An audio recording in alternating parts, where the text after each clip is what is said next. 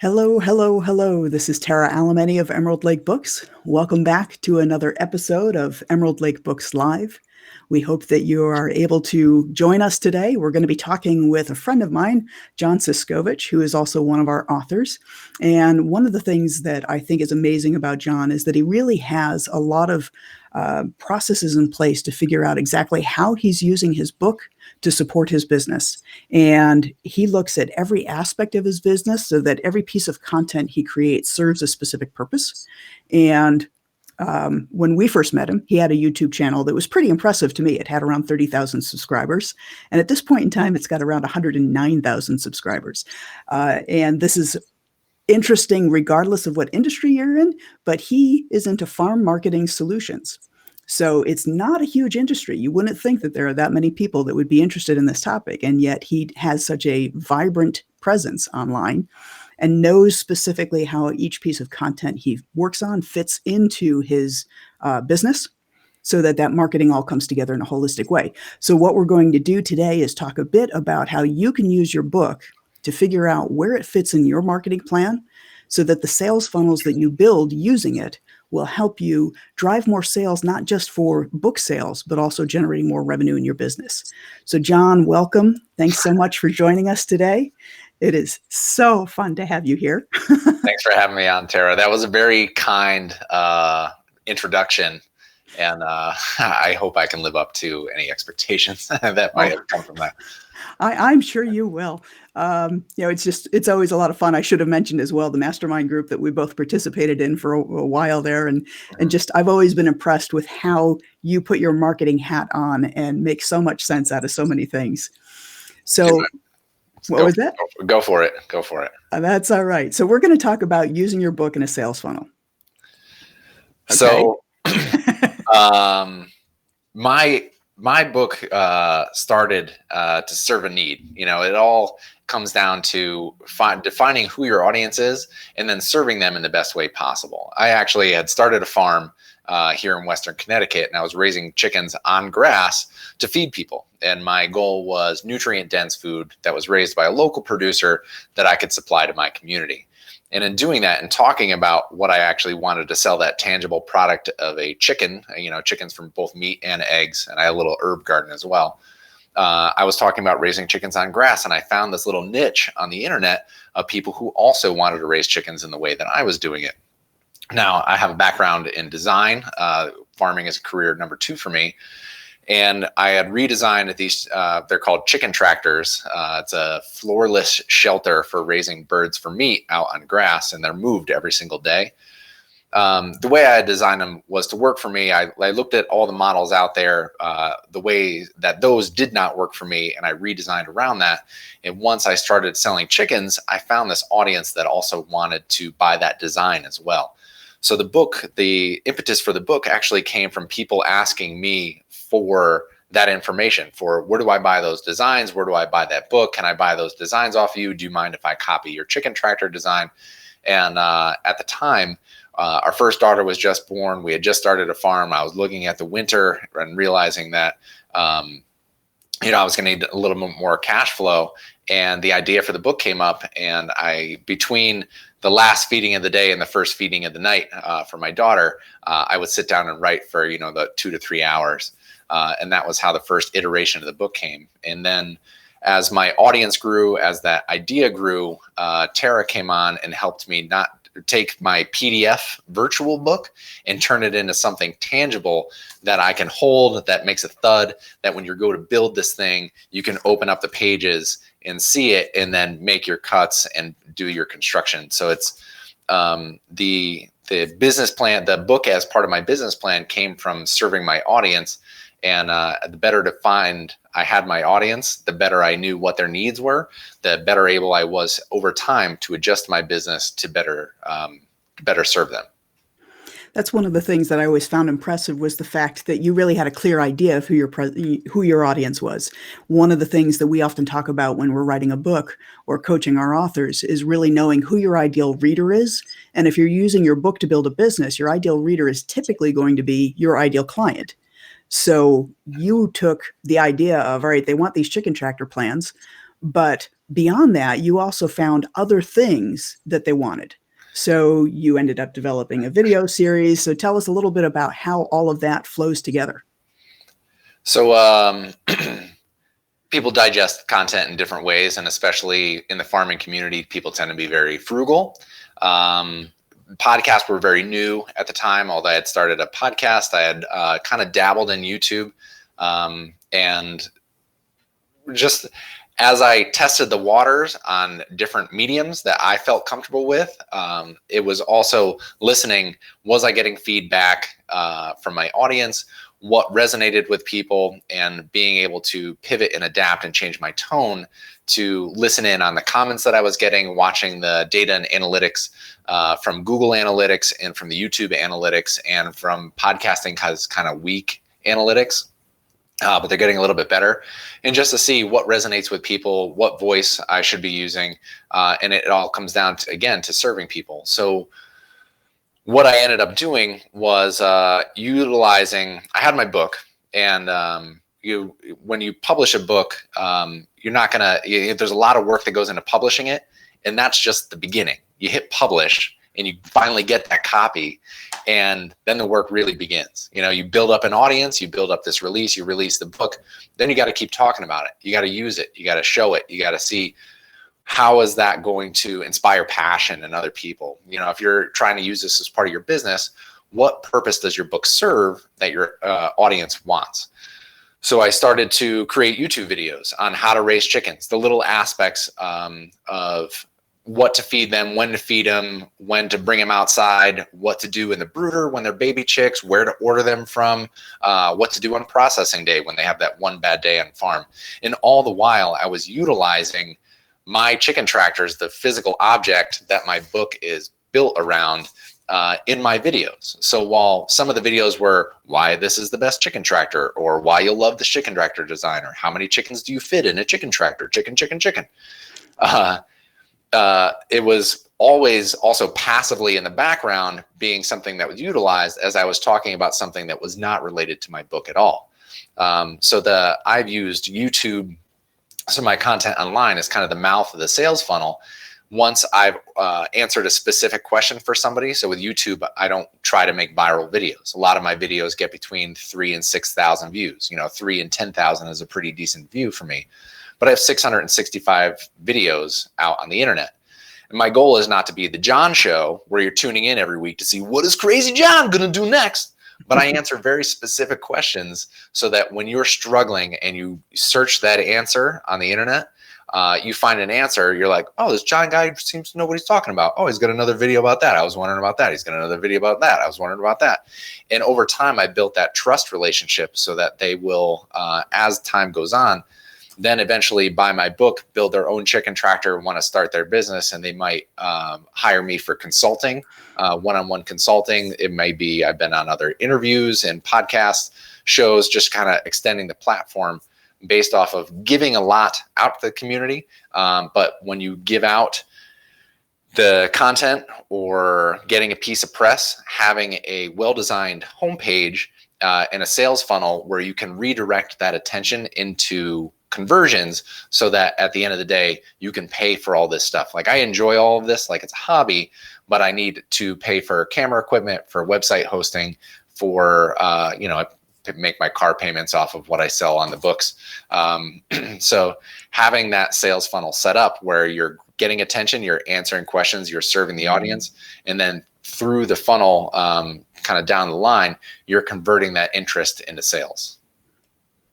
So do you find that the analytics are enough to be able to figure out exactly what your audience want, or do you also do surveys or anything like that?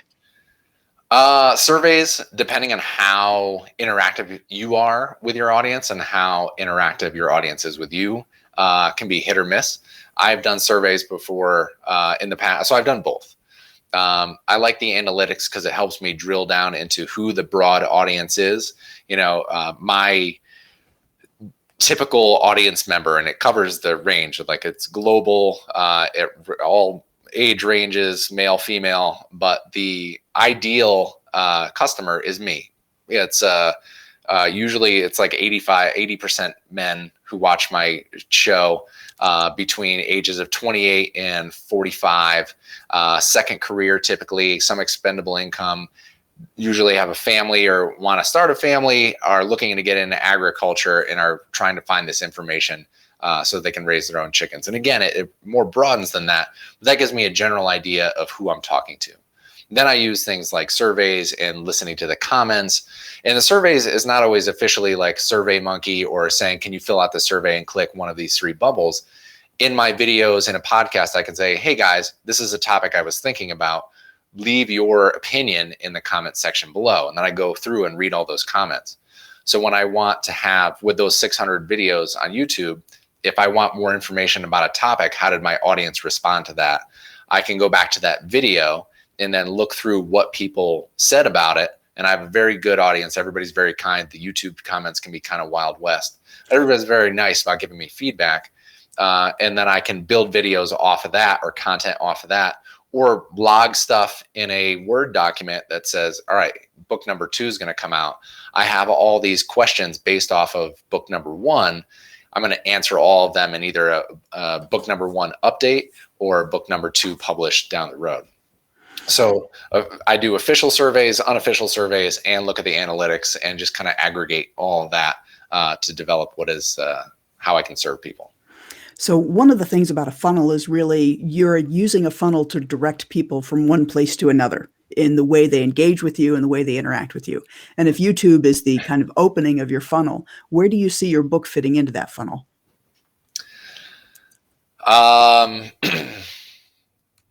Almost, I would see, you can design a funnel differently for different kinds of businesses and different kind of people.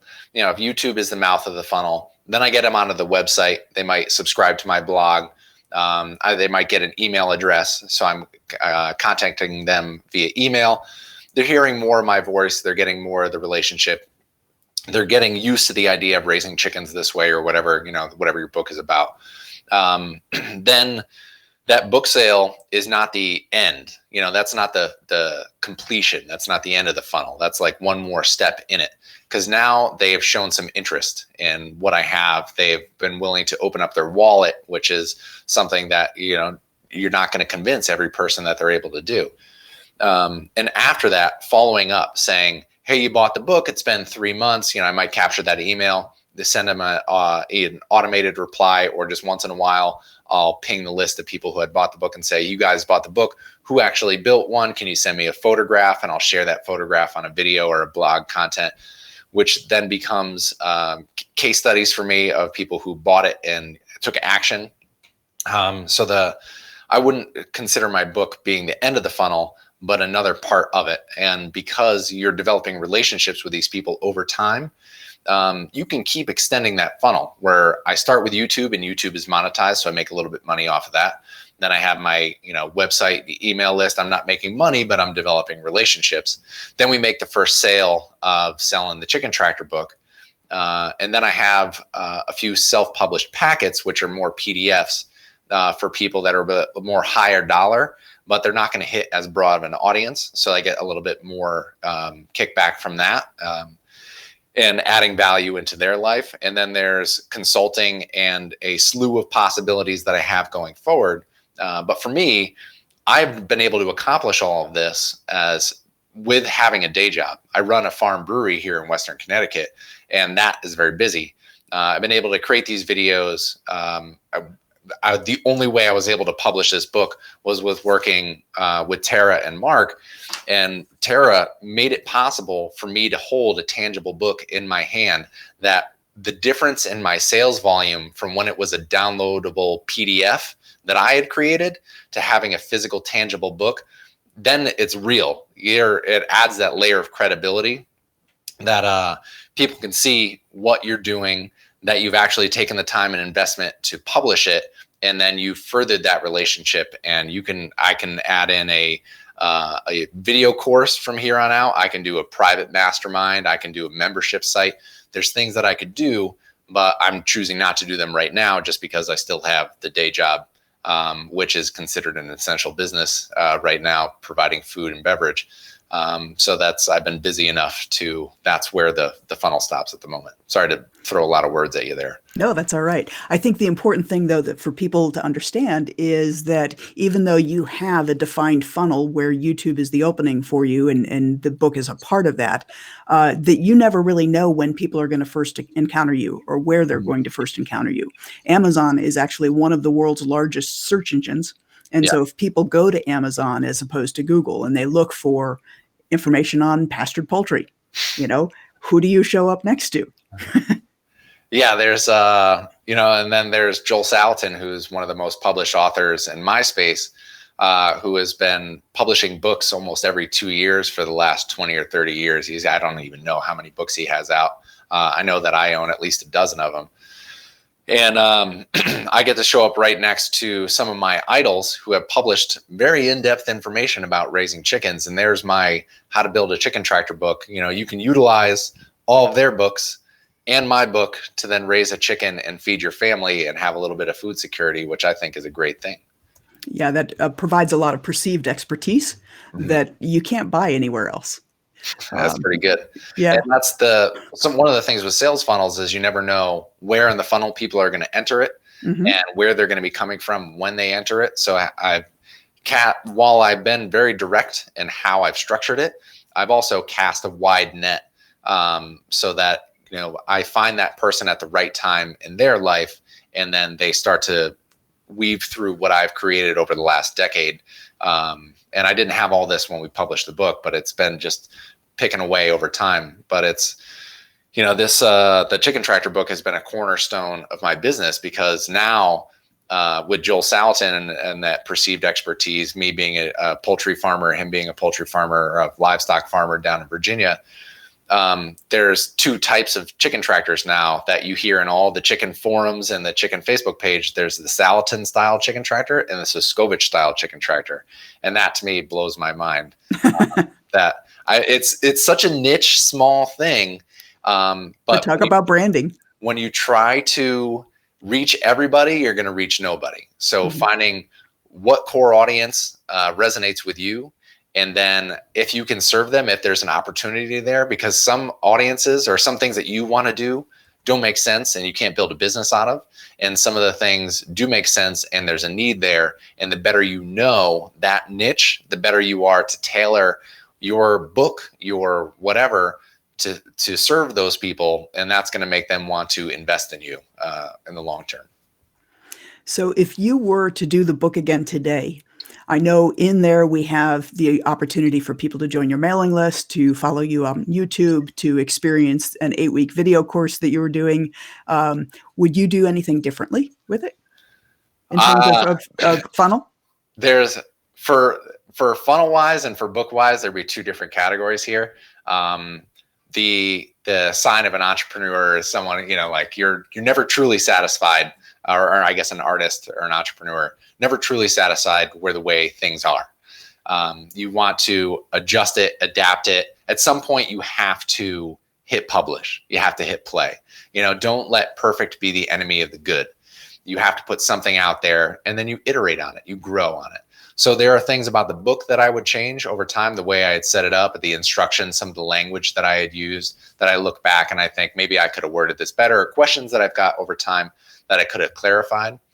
Funnel wise, working with Tara and having that book published, like we went over a lot of, the book could go this way, but wouldn't you want it to be turned this way or that? And it was the hands-on experience that I got working with an editor versus doing it myself, that I'm very happy with how the book is structured and how that fits into my funnel, that there's not a lot I would change just because we had that conversation before you even talk about, did you really want a comma here or a period there or an exclamation, whatever, I don't know, grammar and copywriting is just not my forte. I like to put my ideas out on paper, and working with a publisher and an editor, that I had somebody to go, okay, but this doesn't make quite as much sense to me because you've been in the weeds for 5 years, John.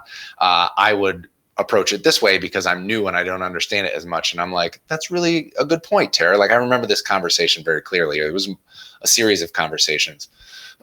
So working with somebody else versus trying to do it all myself. I tried to do it. Maybe that's what I would change. And I'm sorry, I'm rambling.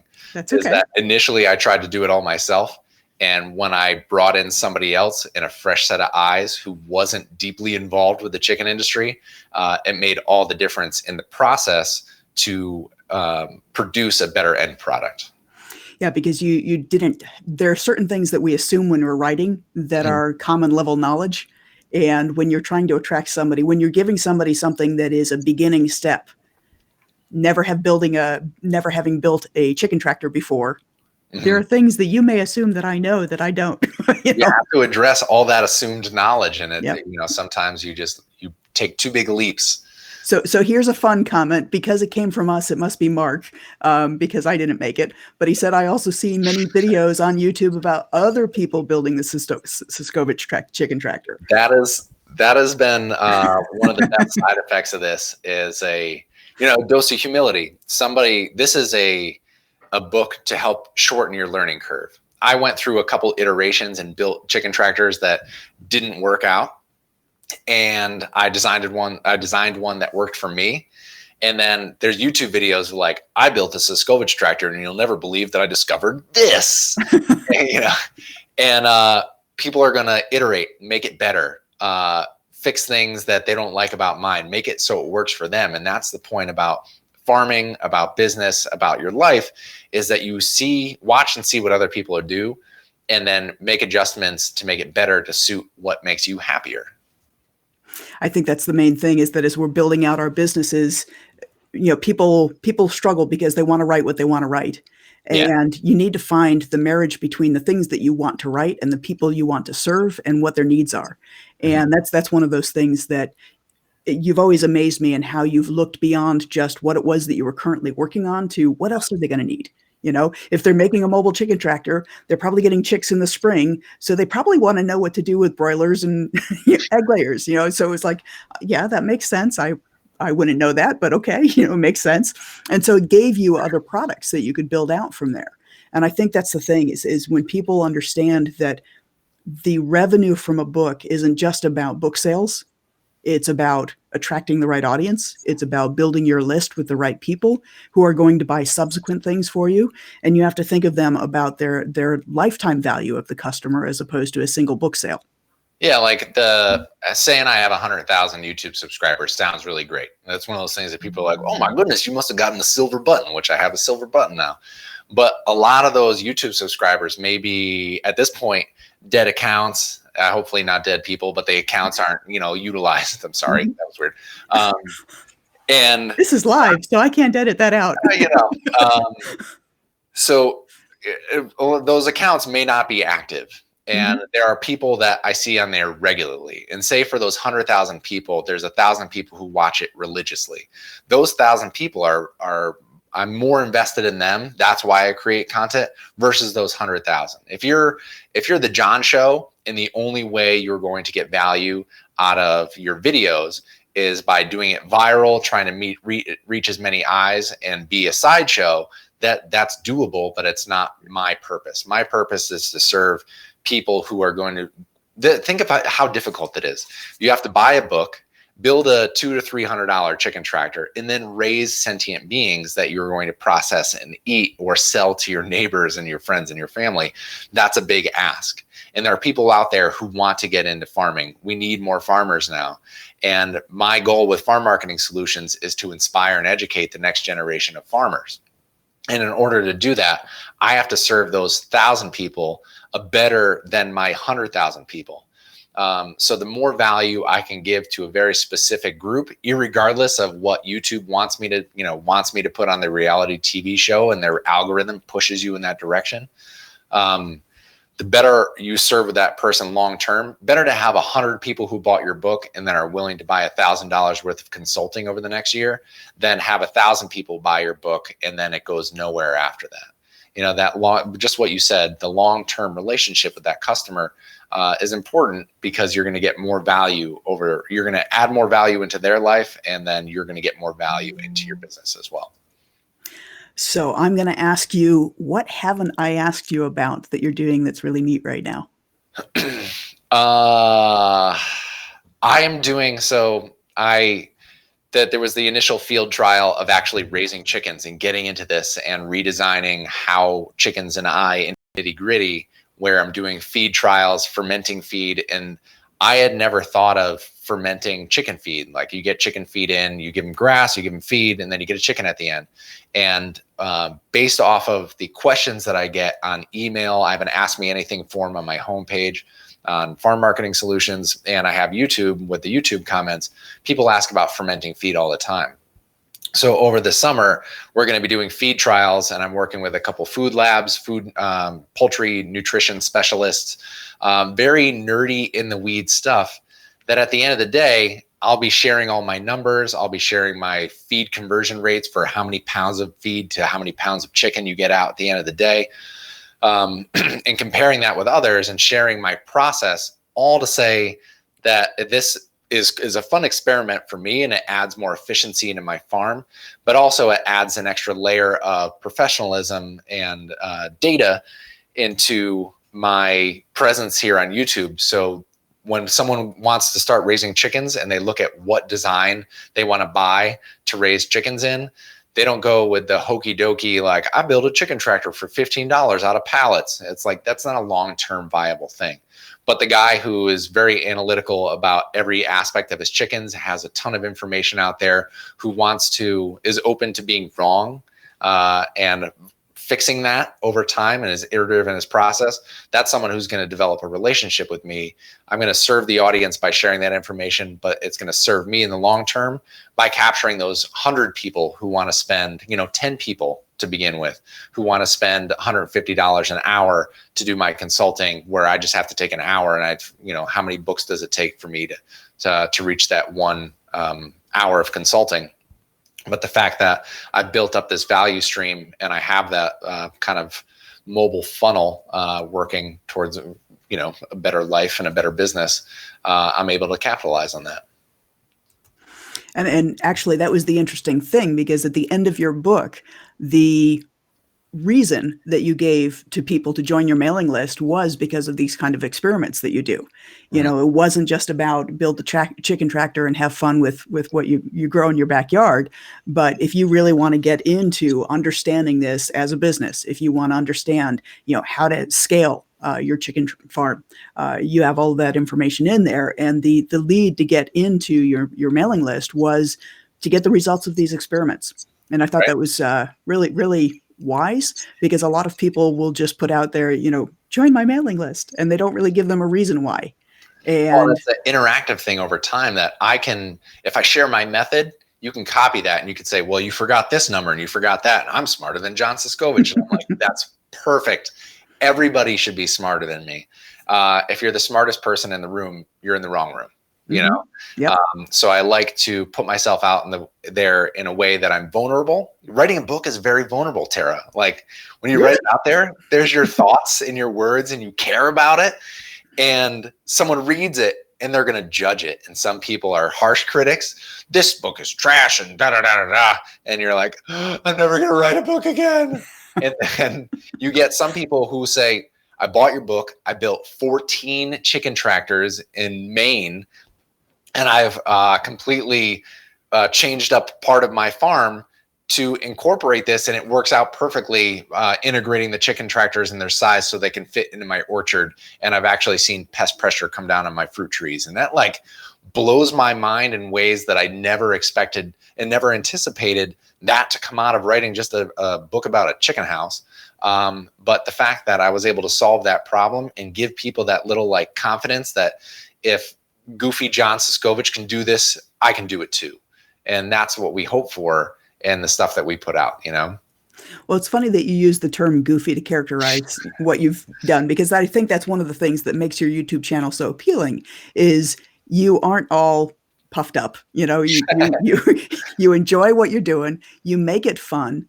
It's clear that you enjoy what you're doing. And I think when we're looking to build our businesses, oftentimes people feel like they need to be very professional. And as a result, there's a certain staidness that's there, and it's hard to connect with people that way. So when you can laugh and enjoy and have fun with what you're doing, it resonates with people more. And I think you're more likely to want to engage and participate. So John, thanks so much for coming on today and being a part of this. It's always a pleasure to be able to pick your brain and hear what you're doing, and it's just a lot of fun. Farming and working in the fields for me has been a nice constant and a release, with all the things that are going on in the world right now where there's a lot of stress. Mm-hmm. But at the end of the day, I can go out in the field and my chickens don't know, they're just doing their chicken thing. And I can't give any of my stress to them because they're just like, hey man, just love life out here. Life is great. And they give that back to me. And, that balances me out in a way that I just, again, never saw it happening this way when I went into career number one, but here, career number two, better served through publishing a book, has built a life that is purposeful and that I love living. That's great. That's great. Thanks so much for coming on. For anybody who is interested in learning more about John, you can find links to his book, his YouTube channel, his website, and his podcast all in the comments. So if you are viewing this in another group besides the Emerald Lake Books page, you'll need to go to the Emerald Lake Books page to see those links there.